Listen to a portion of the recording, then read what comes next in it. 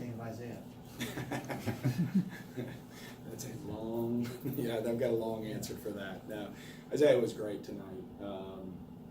He's a unique player, guy who can really shoot it, but at 6'5", it's just such a huge advantage. And Winthrop has great guards, but a lot of them are a little bit smaller, so he has the ability to raise up over them. And tonight was good. Isaiah has done just such a great job for us in really trying to adapt to our system. He's a scorer, and I think you saw a few possessions where he reverted back to, okay, let me just go one-on-one.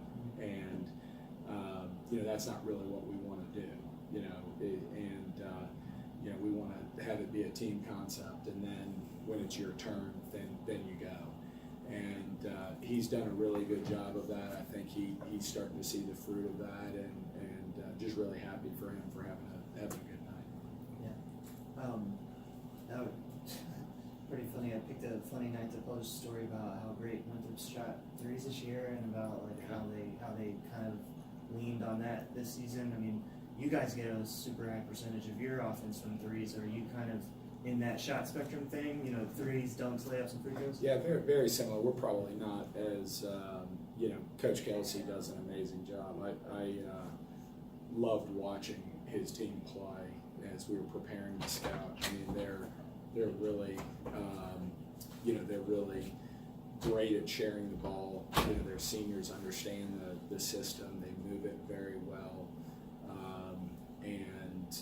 They really know how to get you into a scramble, what we call, get you into a scramble when the ball starts to really pop. And so, I forget what your question was. Yeah, I mean, I think, is that something that you guys try to do too? Because it seems like Isaiah might almost be like somebody that you might give like a once in a while, like a little pass to them. Yeah, Isaiah has more road. Shabuti Phillips has more road. Yeah. But we want to play loose. We want to play, offensive teams, and we're trying to get there. We're several years behind Winthrop, and guys understanding and being comfortable with our system. I actually thought offensively for us in the first half we moved the ball better than we have, a lot this year, and so I was pleased with that. And it just takes a while for us to pick that up. But yeah, we're looking to take high percentage threes. We don't want to take contested threes. Mm-hmm. We want to take high percentage threes, and then obviously driving the ball as well. Right. Was that Marty McGillen's scout? It was his scout, and he's happy. Yeah, Results. Yeah, he's Marty's a consummate professional, and obviously very close with Pat Kelsey, and somebody asked me, has he given us any inside tidbits? And I said, well, if he has, he hadn't told me. So it's each scout is and each team is different. This year's Winthrop team, from what I understand, is a little bit different from years past. So you always have to be sensitive to that. But in many ways, we play very similar styles, and I think that helps on the scout too. Yeah. Did you feel like good or nervous in the first half, because they missed a lot of threes that I think they normally would make, a good percentage of them. I mean, so did you feel nervous, or like, okay, maybe it's a good sign for us? Well, yeah, and again, I'll have to go back and look at the tape. I mean, I feel that way a lot. I think they did miss quite a few threes that were open, but it's also hard to be sprinting up and down the court. Yeah. And I will tell you honestly, oftentimes I feel like, golly, they missed a lot of open threes. But if you look at our numbers defensively, per KenPom, we're very good against the three. And I think a lot of that has to do with, like tonight, I thought we played really hard, and I don't think it was easy for them to get into the lane. Yeah. They love to get into the lane and have that ball start to pop. And I didn't think it was as easy as I had seen in some of the other games. But yeah, I mean, as a I watched the Southern Illinois game, and I said, oh my goodness, if Ferguson's making it, Yeah. I don't know what you do. And so they're a really good team. I think we feel very fortunate to, come out of here with a win. It's always hard to win on the road. But probably more importantly, throughout, we really talk about our team. And our focus has been, we need to keep getting better as a team. And, we played Charleston Southern and they shot the lights out. They had guys, who were shooting a low percentage, shoot a high percent. So, we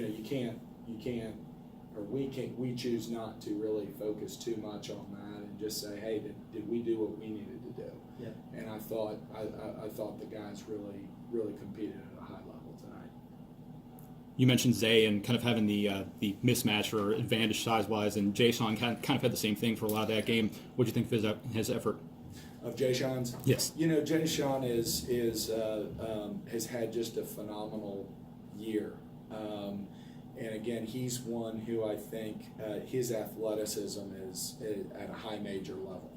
He's 6'5", but I don't even know what his wingspan is. It's got to be a lot higher than 6'5". And, poor guards who try to go up and, they think they've got a chance to, and then he puts his arms up and it's like, oh my gosh, now I'm going up against a 6'9" guy. And, his effort is great. And, I think the biggest thing for Jay-Sean is for him, and one of the things I'm excited for him about is really continuing to gain confidence and really believe that he is the player that he can be.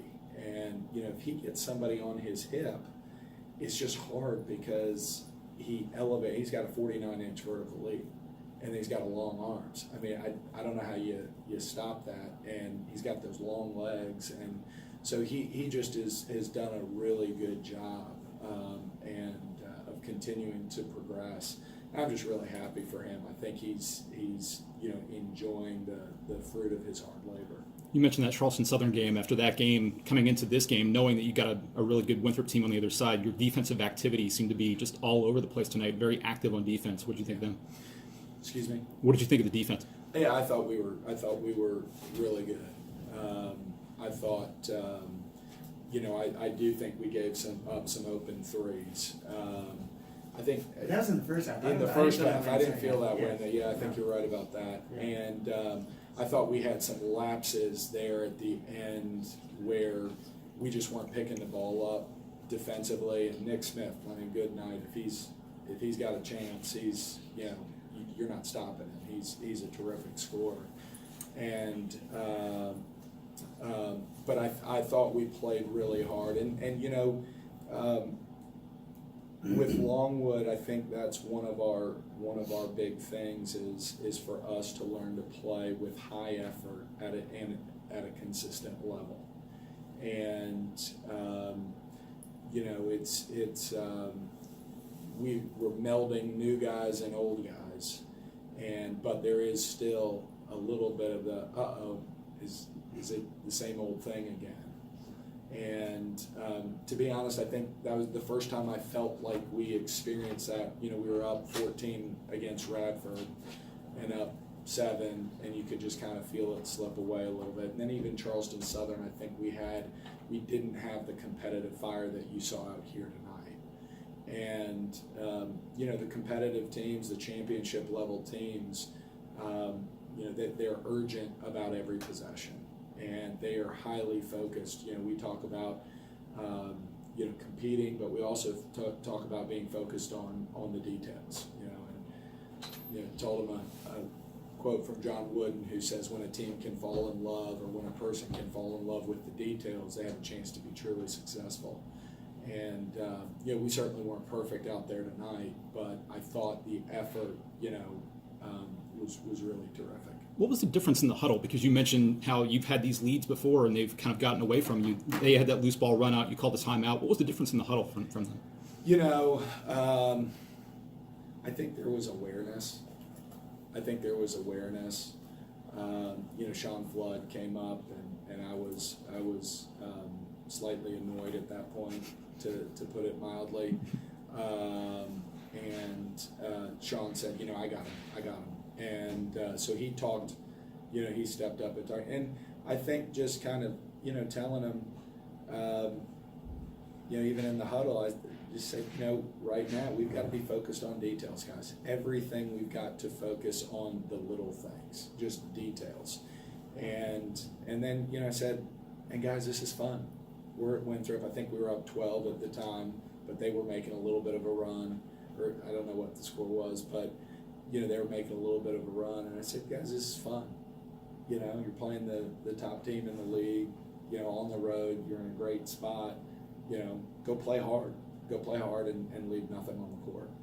And, I think they did that. What's that say about maturity? It's obviously got a little loud in there when Winthrop was trying to close down, and for your guys to come through, make some key shots, and really kind of not really extend the lead, but keep the lead where it was, and not really getting closer. Yeah, I think this is a big step for us. I think this is a big step. We beat Richmond that was a much closer game, but similar type environment where we were up and then they came back. We've had a few games like that. We were up on Duquesne and they came back.